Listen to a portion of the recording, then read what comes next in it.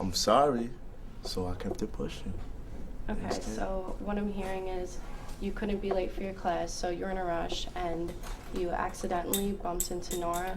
Yeah. And since you're in a rush, you didn't have time to apologize. No. If it was an accident, he could have apologized. Okay.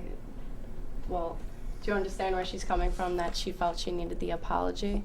I would say at this point, introduce the feeling. It seems to me that and introduce what she's feeling. Okay, like Which is fine, that's good. state how each are feeling and then say. Yeah, because it could have gotten uglier. She could have said something to him. She could have said, yo, what's your problem? Can you do something? Yeah. I've seen this in action, and he throws that smile like, don't worry, I don't have time for you right now. My smile is going to just get me out of this situation, and I'll see you. So she's not satisfied with the situation. So what you really want to do in a mediation is, rather than say get him to understand, get her feeling up. You know, because you want to introduce that in the mediation, because that's the need. What this program is two things. It's family and active change. By family, because the people who you walk in on the first day of school with, you think, all right, here's a bunch of like 30 random kids, we're all here because we like peace, woohoo. But what you don't realize is these are the people you're going to come close with. You share a common goal. From the second you walk in the door to the second June hits and you walk out, that like you're all here with that same goal. You all want this change for the better of the school and for the world. And by active change, I mean I've seen senseless violence in schools, on the streets. You see it in the news. You hear about it everywhere. That's not something I want to grow up in. That's not something I want to grow up and raise kids in, have grandkids. I want to be able to look out the window and see a world where like people get along, where something as different as someone's skin color means nothing. You're the same person. What it really means to be a person is to accept somebody for who they are and not what they look like, what their style is, their sexual preference, their ethnicity or race. So I hope that with the work that we do in this program, these workshops, these speeches, these talks in front of a camera, documentaries and all, that it really, if I could at least change one person's views in the world and have them say, you know, what am I doing that's not right? You know, we need to move forward in a better direction, then the work I've been doing for the past 2 years is all in good work. It starts with the youth.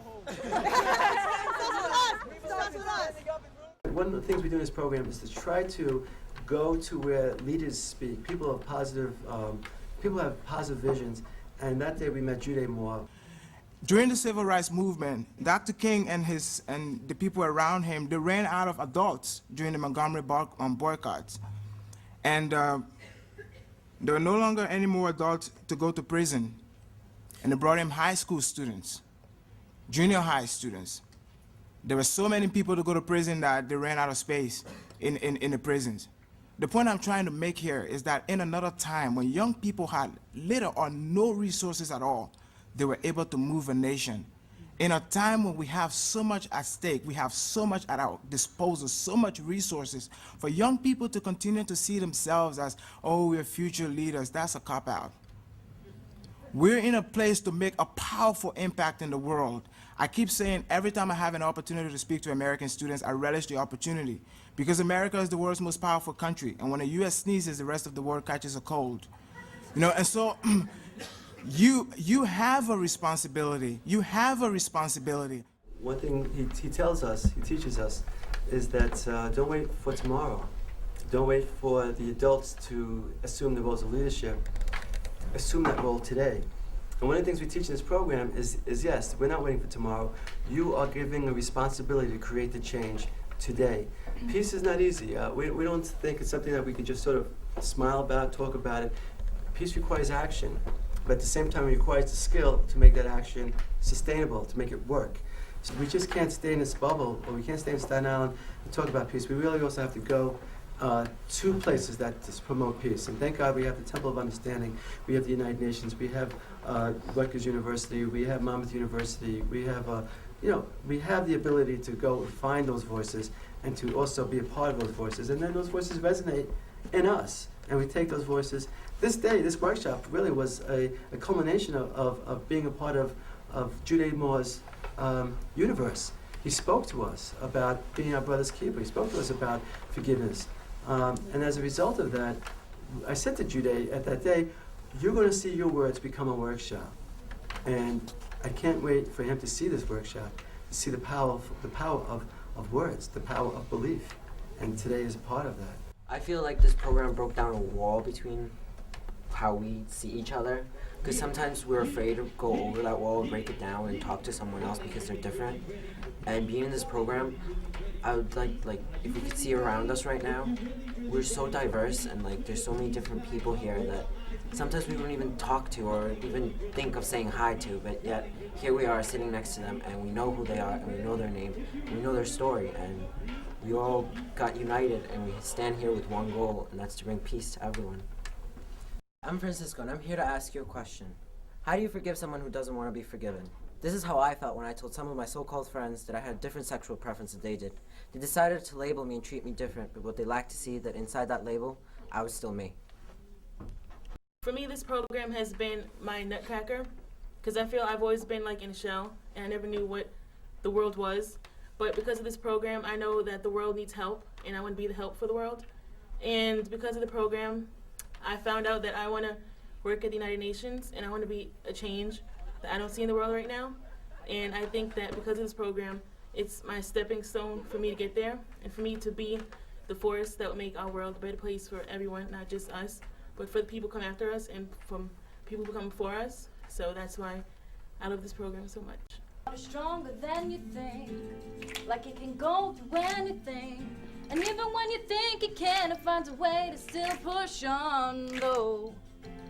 Sometimes you wanna run away, ain't got the patience for the pain. And if you don't believe it, look into your heart, the beat goes on. I'm telling you, things get better through whatever.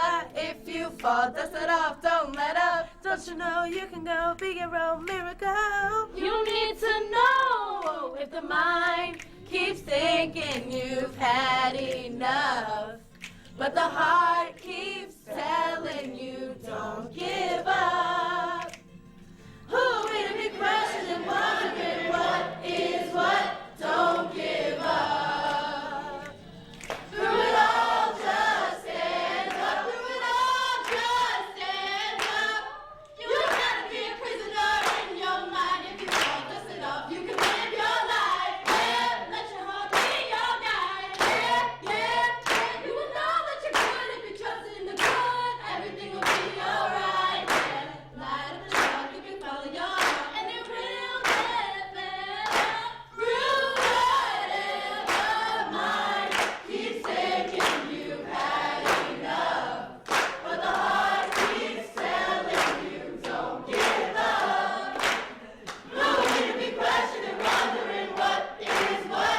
Don't give up. Don't give up. Through it all, just stand up.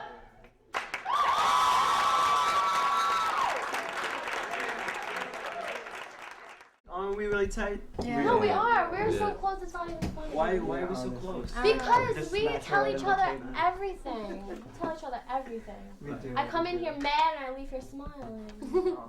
True. It is. No, yesterday I came she here, was I was so angry and I came in here and we made some jokes, but we were serious and it made me feel so much better. Right. It's thanks to me though, right? Of course, it's because of everyone in this room. That's Everyone what's in the this key. program, even the new class that we're not in that class, I'm still close with all of them. Yeah. Ralph, you came in. Last year you were just a student in the halls and I saw you in. And I told you about the program. Why did you want to become a part of it? Because he told me about the things that you guys did, what you guys accomplished, and it was a different way for me, because I usually got into fights, did violence instead of just talking things through. So I just thought it would be a good thing to get into. It seemed like it was a good program because we get to talk, we get to go travel, speak at the UN. That was cool. Yeah, that was good. Get to meet new people. Hi, I'm Ralph. I want to tell you that you are not alone. Lost, forgotten. For all the people that have lost someone, been discriminated against, teased, stereotyped, picked on by sex, color, or religion, that you are not alone. We all have struggles in our lives that we live through. But we endure. I endure. My mother passed away when I was 15. I felt anger and hate towards people.